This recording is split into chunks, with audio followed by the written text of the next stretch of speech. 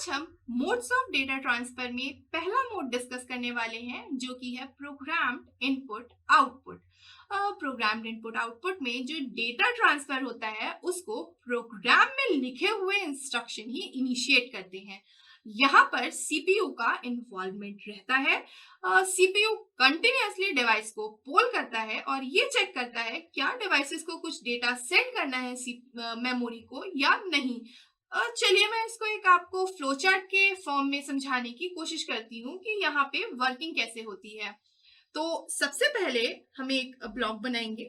यहाँ पे होता क्या है कि सीपीयू डिवाइसेस को एक रिक्वेस्ट सेंड करता है फॉर डेटा। तो यहाँ पे हम लिखेंगे CPU sends request for data. ये request CPU input output devices को भेजता है।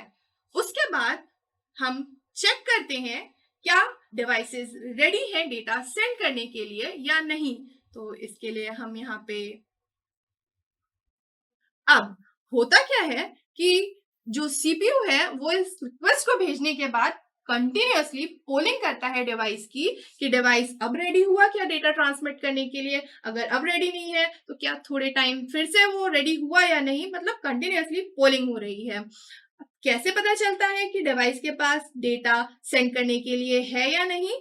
तो एक्चुअली होता क्या है कि ये जो इनपुट आउटपुट डिवाइसेस हैं इनके पास एक इंटरफेस होता है और उस इंटरफेस में रजिस्टर होते हैं और उसमें से एक रजिस्टर जो होता है वो स्टेटस बिट कैरी करता है। ये जो स्टेटस बिट होती है ये बताती है कि डेटा रेडी है कि नहीं इनपुट आउटपुट डिवाइसेस के पास मेमोरी में सेंड करने के लिए, और इसी से सीपीयू पता लगाता है कि डिवाइस रेडी हुआ या नहीं। अगर डिवाइस रेडी नहीं रहता है तो जो सीपीयू है वो पोलिंग स्टेट में ही रहता है, मतलब कंटिन्यूअसली वेट कर रहा है डिवाइसेस के लिए। और अगर डिवाइस रेडी हो जाता है डेटा को सेंड करने के लिए, जो कि हमें या सीपीयू को स्टेटस बिट से पता चलता है रजिस्टर की, तो फिर जो सीपीयू है वो आगे का काम करता है। और यहाँ पे है नॉट रेडी। अब इसके बाद जब डेटा रेडी हो जाता है इनपुट आउटपुट डिवाइस के बाद, तो सीपीयू क्या करता है उस डेटा को रीड करता है। तो यहाँ पे CPU reads data word from input output device. एक बार जब ये डेटा वर्ड को रीड कर लेता है उसके बाद ये उस डेटा वर्ड को मेमोरी यूनिट में ट्रांसमिट कर देता है। तो यहाँ पे हम लिखने वाले हैं CPU writes data word to memory.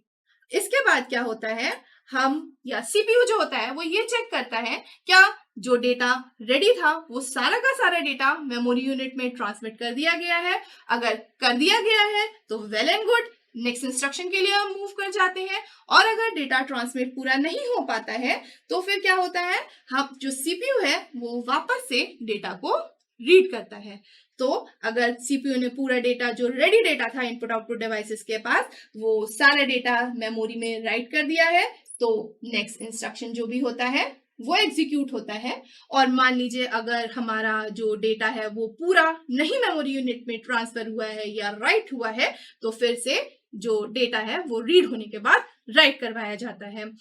अब जो प्रोग्राम इनपुट आउटपुट होता है, यहाँ पे हमें एक चीज समझ में आई, ये कंटिन्यूअसली स्टेटस को चेक कर रहा है इनपुट आउटपुट डिवाइस के कि डेटा है या नहीं। तो इसमें अननेसेसरी की वेटिंग हो रही है या जो सीपीयू है वो आइडल हो रहा है। तो ये प्रोग्राम इनपुट आउटपुट की एक ड्रॉबैक है जिसको हमने इंटरप्ट ड्रिवन इनपुट आउटपुट में सॉल्व किया है। हमारा जो नेक्स्ट टॉपिक होने वाला है वो हमारा मोड ऑफ ट्रांसफर का नेक्स्ट मोड है, that is interrupt initiated input output.